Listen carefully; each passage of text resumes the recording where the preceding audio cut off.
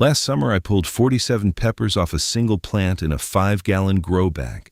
The plant next to it, same variety, same soil, same sun, gave me 11.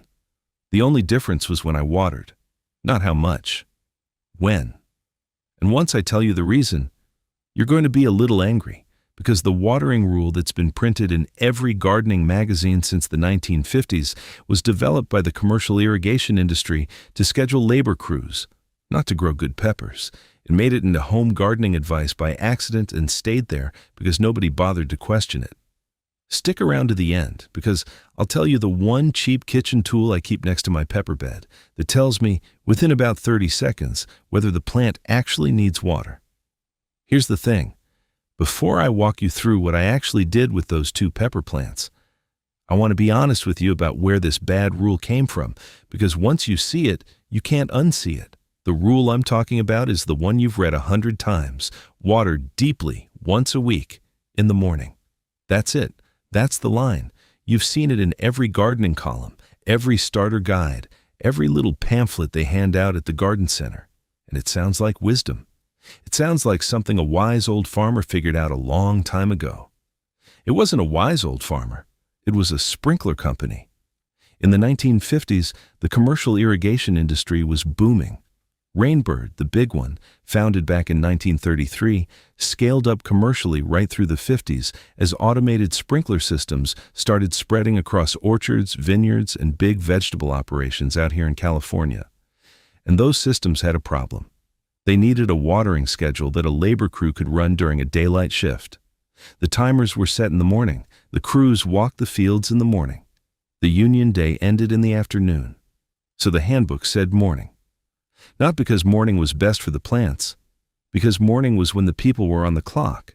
Then, in the late 1950s and right through the 1960s, magazines like Sunset and Better Homes and Gardens reprinted that commercial schedule wholesale and called it gardening advice. It got copied into the next book and the next one and the next one, and 70 years later, it's still in print. Nobody bothered to test it against the alternative on a home-scale pepper plant. And I want to be clear. This isn't some shadowy conspiracy. It's just a labor scheduling rule that got mistaken for a plant care rule. But the cost is real. Following it on peppers gets you roughly 1/3 to 1/4 of the harvest a properly timed plant gives you. 47 versus 11. That's the cost. So let me walk you through what I actually did. Because the numbers I gave you in the hook weren't a thought experiment. They were 2 plants in my backyard last summer, and I want to give you the full picture before I tell you why it worked. Both plants were Jimmy Nardello sweet peppers.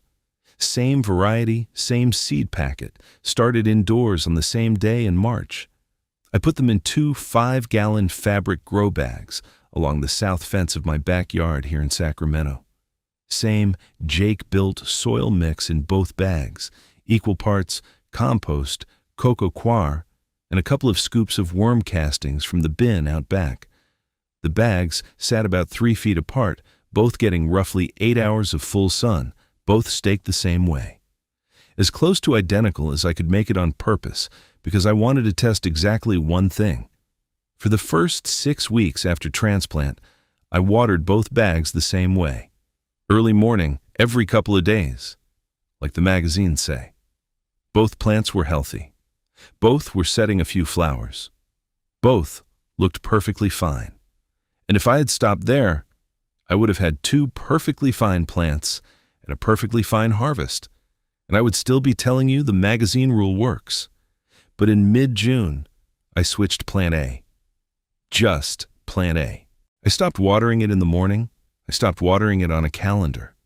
I started watering it only in the late afternoon, between 4 and 6 in the evening, and only when the plant told me it needed water. Plant B, I kept on the standard schedule. Morning, calendar, deep, once a week, exactly the way Sunset Magazine has been printing it since I was in elementary school. That was the only thing I changed when I watered Plant A. Nothing else. By the end of the season, I had counted, weighed, and written down every single pepper I pulled off both plants, because I knew I was going to want the receipts. Plant A, the late afternoon trigger-based plant, finished the year at 47 peppers. Plant B, the morning, calendar, by-the-book plant, finished at 11. Same variety, same soil, same sun, same gardener. 4.5 times the harvest on the plant I watered on the plant schedule instead of the handbook schedule. And that's the part the irrigation handbooks couldn't standardize, because plants don't run on union schedules. Now, the next thing you're probably asking is the same thing I asked myself the first time I noticed this, which was, why? Why does it matter when I pour water on a plant as long as the plant gets the water? And the answer is the part I think most home gardeners have never been told, because it's the part the commercial rule had no way of using. Peppers do most of their fruit cell expansion at night. The actual physical work of making a pepper bigger, cells dividing, cells stretching, sugars moving from leaf to fruit, that happens after the sun goes down. During the day, the plant is mostly photosynthesizing, which is the work of making the raw materials. At night, with the leaves no longer pumping water out into the hot air, the roots get to actually pull moisture and nutrients up into the fruit. That nighttime pull is when peppers grow. So think about what late afternoon watering does. You pour water into the root zone at 4 or 5 in the evening. The sun is dropping, the air is cooling. The plant has just finished its day shift and is about to start its night shift. The water sits in the soil exactly where the roots are, exactly when the roots are about to start pulling. Almost none of it evaporates. Almost none of it runs through. It goes straight into the pepper. Now think about what morning watering does. You pour water in at 7 in the morning. By 10, the surface is dry. By noon, the soil is hot. By 3, the plant has been working in full sun for hours, and the moisture that was supposed to feed the overnight growth is mostly gone. Somewhere between 40 and 60% of it lost to evaporation and daytime transpiration before the plant ever gets a chance to use it for the work that actually makes fruit. And the moisture that does stay around keeps the plant in what I'd call the wrong mode. A pepper plant that's always sitting in damp soil during the heat of the day puts its energy into leaves. Big, lush, vegetative growth. Beautiful plant. 11 peppers. This isn't something I figured out from a textbook, by the way. This is something Gloria, my old upstairs neighbor in San Francisco, the retired teacher I've talked about 100 times. Gloria has been doing this on her balcony for over 20 years. Her pepper container is in its 3rd producing year right now. Same plant, same pot, late afternoon water the whole time. The first time she watered her peppers in front of me, the sun was almost down. I asked her why she didn't do it in the morning. She looked at me like I'd asked her why she didn't bake bread at midnight. "The plant drinks at night," she said. "You give it the water when it's thirsty, not when you wake up." That was a Gloria's rule moment, and it's stuck with me ever since. And that's another piece of advice that never made it into the handbooks because it doesn't fit on a timer. All right. The second part of this method is the trigger, because telling you to water in the late afternoon is only half of it. The other half is water in the late afternoon when the plant actually needs water, not on a day of the week. The magazine rule gives you a frequency. Once a week. Every 3 days. Whatever. What the magazine rule does not give you is a trigger. And a plant doesn't run on frequency, it runs on trigger. Here's what I look for. Around 3 in the afternoon, on a hot Sacramento July day, I walk past my pepper bed, and I look at the leaves. If I see a mild droop, not a wilted, dying, save-me droop, just a soft easing of the leaves, like the plant is leaning forward a little, that's the signal. That's the plant telling me it's used what I gave it last time. That evening, when the sun starts dropping, that's a watering day.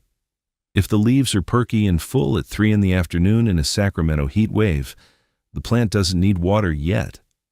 Don't water it. I know that sounds backwards. We've all been trained that water is love, and more water is more love. But peppers are a Mediterranean plant. They evolved on dry, rocky hillsides where the rain came, and then it didn't come for a while. The brief, mild stress between waterings is what tells the plant, make fruit, make seeds, finish your business. The dry season is here. That stress is what triggers the hormones that set peppers. Keep the soil constantly damp, and the plant doesn't get the signal. It just makes leaves and waits. The other thing I check, if I'm not sure from the leaves alone, is the soil at 3 to 4 inches deep. Not the top inch. The top inch dries out in an afternoon in Sacramento. That tells you nothing. 3 to 4 inches down is where the working roots are. If that depth is dry to the touch, it's a watering night. If it's still cool and damp, wait another day. We'll get into the exact tool I use for that check at the end of the video, because there's a 30-second method that beats every gadget I've ever tried. And that's another thing that didn't make it into the irrigation handbooks, because nobody could sell it to you. Now the last layer, and this is the one most people get wrong even after they understand the timing. When you do water, water deeply. Water until water runs out the bottom of the bag. Soak the whole root column from top to bottom. Don't sprinkle. Don't mist. Don't give it a little drink. The point of trigger-based watering is that you water less often, and when you do water, the plant gets a real drink that reaches every working root in the container. In Sacramento in July, on a mature fruiting Jimmy Nardello in a 5-gallon fabric grow bag that ends up being about every 4 to 5 days. Not every day. Not once a week. 4 to 5 days, give or take a day, depending on the heat. May is longer. September is longer. The peak of July, when we're hitting 104 in the afternoon, that's the 4 to 5 day rhythm. And the rhythm shifts as the plant tells you to shift it, not as the calendar tells you to. Here's what I want you to notice about that. The 1950s rule gives you a frequency, once a week, in the morning. It does not give you a trigger, and it does not give you a depth check. It tells you when to show up. It doesn't tell you what to look at when you get there. That's because the rule wasn't built for someone standing next to one pepper plant. It was built for a labor crew standing next to 40 acres. On 40 acres, you can't read individual leaves. You can only set a timer. So the rule that fit the timer became the rule, and the rule that fit the plant got left in the dirt. Now, if what I'm showing you today is making sense, and you're starting to realize you've been watering on someone else's schedule for years without knowing it, this whole approach, the late afternoon trigger watering, the deep water then dry cycle, the 5-gallon fabric grow bag setup my peppers grew in. That whole system is laid out, step by step, in Chapter 4 of my book, The 30-Day Kitchen Scrap Garden Protocol. Chapter 4 is called Container Gardening on Zero Budget, and it walks you through the exact grow bag setup with diagrams of the soil layering and the drainage layer that make this watering rhythm work. For peppers, for tomatoes, for potatoes, for any deep-rooted container crop. No yard required. The whole book is $17 at backyardbuddybooks.com. If you're watching on your TV, grab your phone and point the camera at the QR code on screen. If you're on your phone or laptop right now, the link is right there in the description below.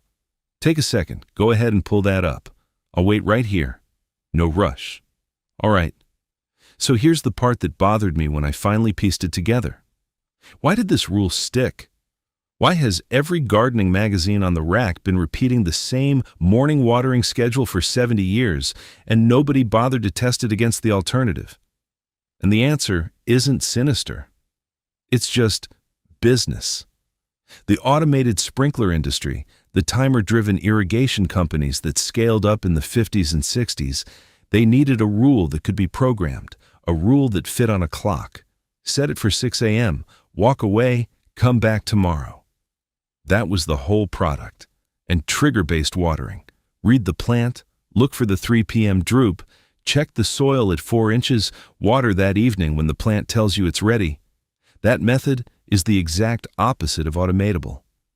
A labor crew can't walk a 50-acre pepper field and look every plant in the face. So the industry didn't write the optimal rule into the handbook. The industry wrote the rule that fit the timer. And the home gardening magazines copied it over because it sounded official, and that was that. Now, I want to be honest about the counter-argument here, because I think you deserve it. Morning watering does have one real benefit. In humid climates, the Southeast, parts of the Midwest in August, watering in the morning lets the leaves dry off before evening, and that does cut down on some fungal disease pressure. So the rule isn't useless everywhere.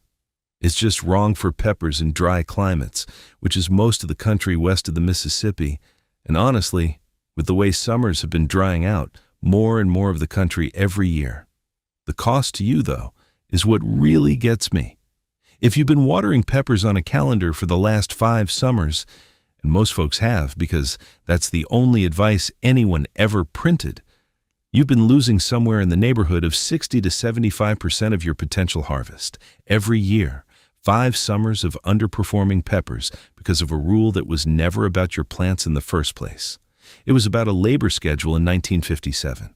And the worst part is, nobody defended the rule. Nobody fought for it. It just survived through repetition. Nobody bothered to test it against the alternative because once it was printed enough times, it stopped feeling like a question. Okay, the bonus tip. The one I promised you at the top. The cheap kitchen tool I keep next to my pepper bed that tells me within about 30 seconds whether the plant actually needs water. It's a wooden bamboo chopstick, the cheap takeout kind. The ones that come in the paper sleeve with your Chinese food order, free. I keep 3 or 4 of them stuck point down in the soil right next to each pepper plant. Here's the ritual. I pull one out. I count to 10 while I'm holding it. That lets the surface moisture flash off the wood, so I'm reading the actual soil moisture, and not just what's clinging to the outside. Then I look at it. If soil particles are stuck to the wood, and the bottom 4 inches are darkened with moisture, the plant is fine. Don't water. If the chopstick pulls out clean and pale, dry all the way down, that's your signal. Water that evening, 30 seconds, start to finish. Now, I'll tell you why this beats the 2 methods most folks use. Moisture meters, the little $15 digital ones from the garden center, they corrode out in about 6 months because they live in wet soil, and that's exactly what they're not built for. I've gone through 3 of them. Chopstick costs nothing and lasts a whole season. The finger test, where you stick your finger an inch into the soil, that only reads the top inch, and peppers root 8 to 12 inches deep. The top inch can be bone dry while the root zone is still soaked. Chopstick reads the depth that actually matters. Gloria does the same thing with a wooden cooking skewer because she doesn't get takeout chopsticks in her apartment. Same principle. And this is the kind of $0 trick that never makes it into the magazines because nobody's selling chopsticks as a gardening tool. One more layer of advice nobody bothered to write down. Now, one last thing before I let you go. Everything I just walked you through, the chopstick test, the late afternoon trigger, the deep water then dry cycle, the next skill you're going to need is reading the plant when you're still calibrating. Overwatering signs versus underwatering signs in a container plant. They look almost identical when you don't know what you're looking at, and that's where most folks lose their first season. Chapter 10 of my book is called Troubleshooting, and it walks you through exactly that. The failure modes that come from calendar watering on tomatoes, peppers, and squash, and how to tell which mistake you're making before the plant gives up on you. It's the chapter I wish somebody had handed me back in my Portland apartment when I was killing my first 3 tomato plants and had no idea why. $17, backyardbuddybooks.com. TV viewers, grab your phone, scan the QR code on the screen. Phone and laptop folks, the link is in the description right below this video. Take your time pulling it up. No rush. I'll be right here. So that's how a 70-year-old rule from a commercial sprinkler handbook ended up costing home gardeners 3/4 of their pepper harvest every summer. Now you know the timing nobody bothered to test. Next time, I'm going to walk you through another one of these. The 1960s full sun rule for tomatoes, which is another commercial recommendation that got copy-pasted into home advice and quietly stopped working about 30 years ago. Let me know in the comments which pepper variety you're going to try this on. I read every one of them, and I want to hear how it goes. Until next time, keep growing your own food, my friend.